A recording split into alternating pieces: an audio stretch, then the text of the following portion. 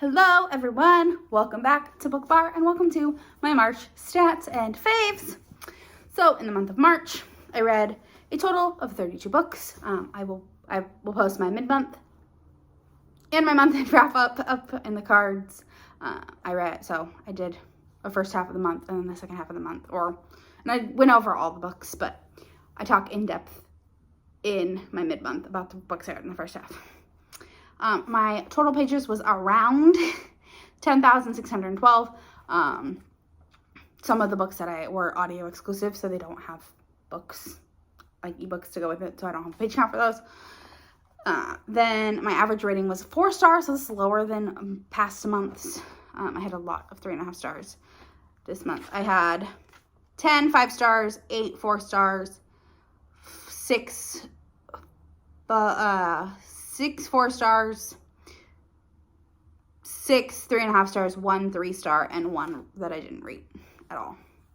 I read 29 romances, 2 fantasies, and 1 nonfiction. In my genre breakdown for romances, I read 16 contemporary, 6 dark, 5 historical, 2 erotic, and then I listened to 15 audiobooks, read 9 ebooks, and 5 physical books. And 3 of them I read and listened to some form of, whether it was read and listened to ebook or physical book. I usually don't read an ebook and a physical book at the same time, like together, but I will do ebook and audiobook or physical book and audiobook sometimes. And now, and then my top day for reading, I didn't write this down for some reason. My top day for reading was on the 10th, and my lowest day, and I read 714 pages on the 10th. My lowest day was the 20th. I read 39 pages.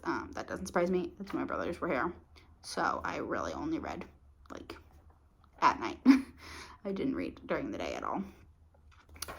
And then now into the fun stuff, my favorite books. I think that's all I talk about. So yeah, my favorite books. I do have 2 honorable mentions, of course, because I, again, have one author that is very highly rated, and most of my favorites are from that author. But Birthday Girl is an honorable mention. This was my favorite book of 2021. So I'm doing a reading top 12 from last year, rereading them, and this was the one that I got for March. It's still a favorite. It was still rated super high. It was in the top 5, but I'm not going to put it in the top 5 because obviously if I'm rereading a fave, it should already be there.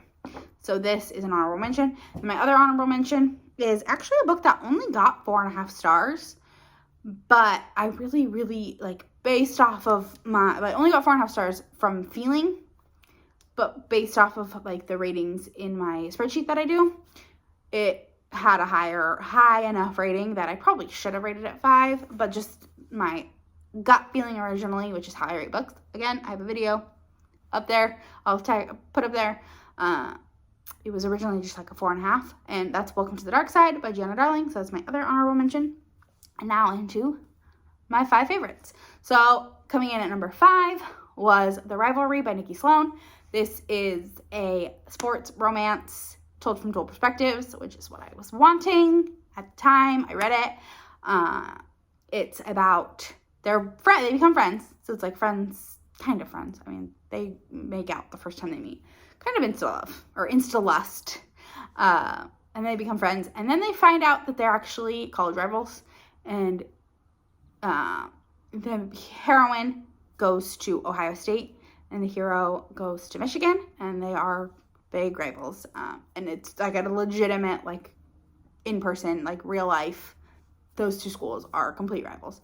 So Kayla was raised to hate Michigan, hate all things Michigan. She was born in the bleachers at an Ohio State football game. And so she absolutely hates Michigan.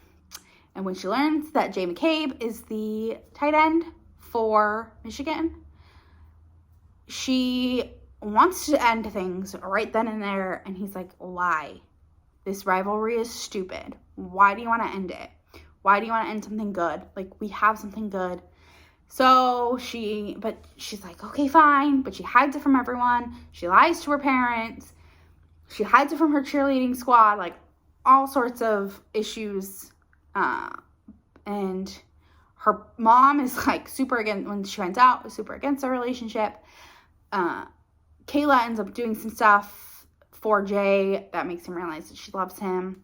And and then her family realizes that they do love each other and accepts it, and everyone accepts it because it turns out it's just college. It does not matter. And it's just a college rivalry. There are plenty of people out there that are married or in love with people that go to a rival school. So, of course, they're going to work it out. But I loved it. I think part of why I loved it is it was just what I needed when I needed it. And it was fantastic. Of course, all of these are 5 stars. So, I don't need to go into that. And then, coming in at number 4 was Dom by Sophie Lark. This is the 4th book in the Underworld series. This is Dom and Lara, and I was reading this in preparation for The Savage because Dom and Lara are Adric's parents, and Adric's the hero in The Savage. So it's Dom and Lara, and he is totally like touch her and you die type of guy. Bad A dude. Lara's very meek for a Sophie Lark heroine, but in a good way. Like, she's not like a shy, timid, like she's meek because she has to be. When you learn why, it makes sense. You learn that things aren't always what they seem. But Dom is just so soft and gooey and a total cinnamon roll for her, and it was beautiful. I loved it. But yeah, of course, again, 5 stars. Then, coming in at number 3 is Marrying Winterborne by Lisa Kleypas. Reese Winterborne has now taken over my heart as my favorite Kleypas hero. I just, absolutely 100% adored him. They kind of go into like an engagement of a ring of convenience, but they both really end up liking each other. And she writes him a letter that he replies to stuff, but he doesn't reply to this one. And then she gets a letter, and it's just so sweet. It says, Helen, you ask if I regret our engagement. No, I regret every minute that you're out of my sight. I regret every step that doesn't bring me closer to you. My last thought each night is that you should be in my arms. There is no peace or pleasure in my empty bed, where I sleep with only you in my dreams to wake to curse the dawn. I can read.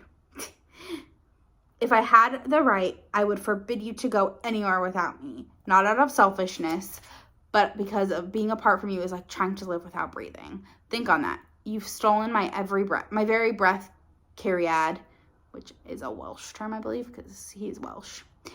I don't know what it means. I think they say in it, but I forget.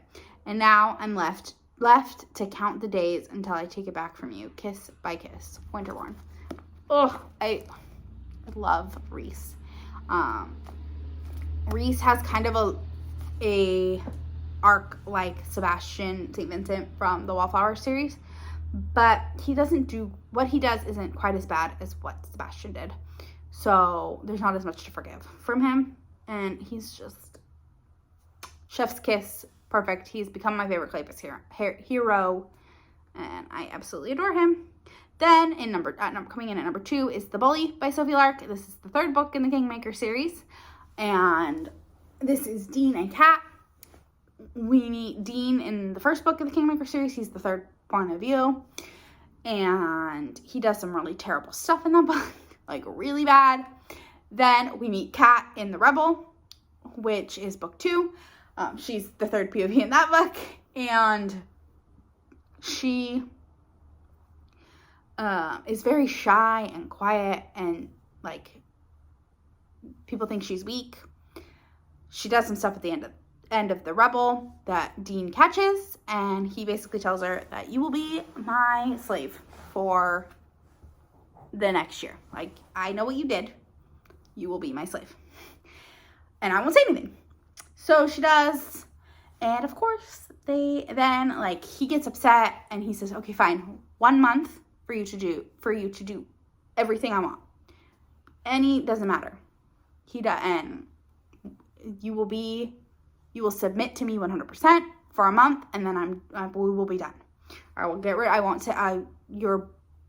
You being my slave will be done. And of course, she realizes that she does end up enjoying Dean's brand of torture, which isn't torture. She really enjoys it. And yeah, it was fantastic. Dean, in my opinion, really did redeem himself. And there was a lot of stuff he had to do to win Kat's heart. And I just absolutely loved it. And then my number 1 book of last month, which has now become my number 1 book of the year, which might be my number 1 book of all time. I don't know yet. I have to reread it. But that is The Spy by Sophie Lark. I absolutely loved this book. The third point of view in this book was fantastic. I cannot say much about this book because that would be very much spoilers. Like, I would be spoiling pretty much everything for you if I told you what happens in this book. But know that we are following the spy and a female.